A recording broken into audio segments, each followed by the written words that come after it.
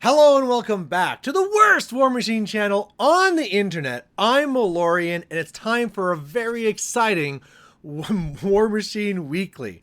Now, this is not one that the patrons there went and picked. This is one where obviously I have to do this because there was massive changes today. Now, I like to assume that everybody knows what's going on, but I know there's a lot of people that don't. So really what's happening is in the past, we might have some updates because there's a CID or a dynamic update. Some small thing would change. This is a massive dynamic update. How massive? Well, pretty much half of all the options in Warmachine are changing in some manner. And that is huge. This is a huge undertaking that Faye and the staff there at Privateer Press took on. And it is basically like going from Mark III to Mark IV. It's going to be a very different game going forward. And this touches everything to like base rules, to points, to the way that the themes work. Very, very exciting. Very, very different. Now, I will say that what I had first planned to do and what I had started doing this morning as soon as it came out is I load up and I was just going to do a video where I go through every single change and either give it 2 thumbs up, a thumb up, a meh, a thumbs down, 2 thumbs down. Well, I started doing that for about like 40 minutes, and by that time, one, my throat was done. I was coughing all the time, couldn't get through the video, and two, I realized this is going to be like a 3-hour video because there's so many changes. And so also it was going to get boring because as I tried moving, it was like, okay, down 1 point, down 1 point, down 2 points. Like, that's just boring. So if you want to see what these changes are for yourself, down below, I'm going to have the link to take you straight there. So if you're like, Malorian, shut up, I just want to read it myself. No harm, no foul, go ahead. That's all cool. What I want to do in this video then is kind of give my overall thoughts of the change in general, and two, kind of arm you for success of what you should be doing with this dynamic update. Now, I guess some other details I should give with this too is that right now on the 21st, we have the full details of what is changing, right? Massive 40-something page document. There you go. On the 25th, that's when it's going to be going out to War Room, and as well, they're hoping to get the card database updated, but that might take a little bit of a while. But so basically, know it now, so that if you're going to Warfare Weekend or something, you can start planning your list. Plus, for everybody else, you can start planning your list, and then on the 25th-ish, that's when you can actually officially change it in your War Room. Now, what do I think about this overall? First of all, like I said, massive overtaking by the Privateer Press and all of them working there. This is gold star, right? There's been some times where, I mean, normally I'm a fanboy for Privateer Press, but there's been times where I've been like nagging on them, like, come on, this is a real problem. Things like the starter boxes, you got to get on this thing type thing, right? So this here though, absolutely gold star. This was amazing. This is exactly what the game needed, what the community needed. This is fantastic. Just all these things were like, there's all these models where some are not that great, some are really powerful, and they did their best to just like only nerf the things that are really, really powerful. And then for the most part, everything else is like, wow, like it's just too many points. Okay, reduce, trying to bring everything to the same general level. So big, huge gold star, hats off for that. That is amazing. Now, something else that's really evident from looking through all these as well is also a little bit of this, like, you know, making the game easier to play. A lot of things where you had to be base to base, going to 1 inch. Those things are all fantastic. I think there's still some more room where you could be doing that even more. But again, the fact that it's not just the rules, but just making the game easier to play makes it better for everyone in general. Another thing that's very clear from all this is the idea of the free points. That's been something where for these, themes, some themes are getting tons of free points. Other themes you can get like barely anything. And it's been a real discrepancy. And it's like, well, why would I play this theme or this faction compared to this one? Because here I'm getting like 21 free points, and over here, like, I don't know, like getting like 9, 10, like, whatever. And that's a big difference. You know, if you're going into a game and all you know is that your opponent for some reason is getting 10 more points than you because of the theme they're playing, well, that's a real problem. And so when you look through all the changes in all the themes, almost over and over and over and over again, the main thing that's changing there is that now you can only be taking a free model if it's a small or medium base and 5 points or less. So now it's really kind of like trying to set that cap at around 15 points and trying to standardize things for all the themes and all the factions.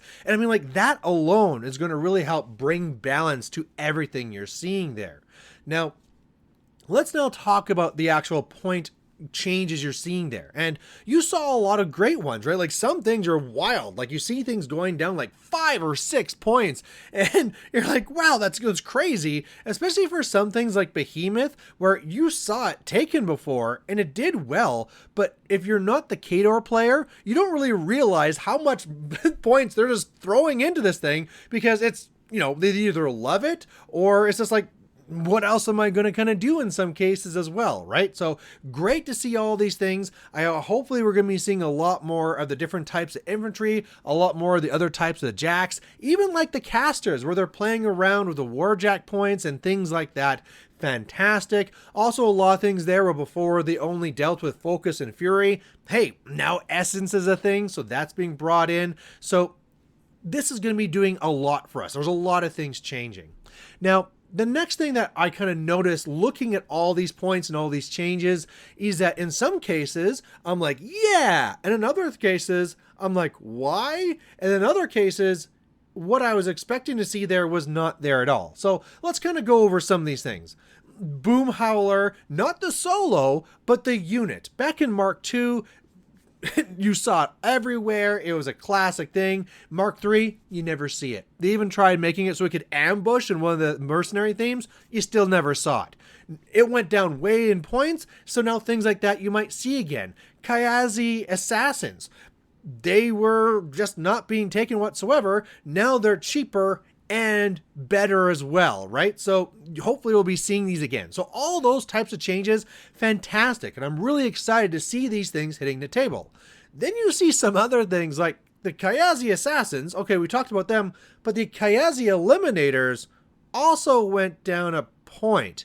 And that's ridiculous. You know, out of all the units and mercenaries, one of the units you would take was the Kayazi Eliminators. One, because they're so cheap at previously 5 points, but also because they're just so great, right? Like these two super ninjas that go around with defense 17 and stealth and stab, auto killing things. Like, they're just amazing. And the fact that they went down to 4 points, like, really? You think that that model by itself is worth 2 points? Like, Colby Sterling, the junk trash model that I painted on the treadmill because I knew I was never going to play it anyway, that's 2 points. So that and a Kayazi Eliminator the same? That's kind of ridiculous. Butcher 3, very powerful Khador caster, you know, probably got no changes or maybe even got more expensive. No, it gained warjack points. Why? So there's some things like that where it just seems like it really misses the mark, or just things that are just missing. Like, I had brought up the siege crawler, the battle engine from Mercenaries, and it's not on the list whatsoever. Like, this thing needs some help. You only kind of see it in some like really janky plays, and even then it's a real gamble, and you don't really see it on there. It didn't get anything. It didn't get cheaper. It didn't get power tokens. I don't know if Privateer Press thinks it's okay or if they totally forgot it. Again, they're going through hundreds and hundreds and hundreds of things. It is acceptable to me, the idea that they might miss something. But at the same time, the Stormstrider went down a point, and you see those all over the place. So that seems insane, the way that those things would kind of work like that. And again, I think the big thing that we should be remembering with this, and I just want to make sure I'm saying it. Yeah, Stormstrider went down to 17 points. I just want to be 100% sure I was telling you the truth there. So one of the things that's going to come up is that when you're reading through this list and all the changes, there's going to be some things where you look at them and you're like, yeah, that's awesome. Oh boy, I can't wait to play this. But at the same time, as you now are reevaluating and focusing on the value of points of the models in the game, you're going to be asking, well, why didn't they change this? Or why did they not go further with this? And all these types of questions. And I think one of the things you want to keep in mind when those questions and thoughts start coming into your head is, one, your meta and where your biases come from is not the same everywhere else, right? Maybe in your small meta, there's a lot of retribution players, and so that's a big focus for you. But in other places, it's circle. And that's the big thing. Or in another place, it could be minions are doing a lot of things.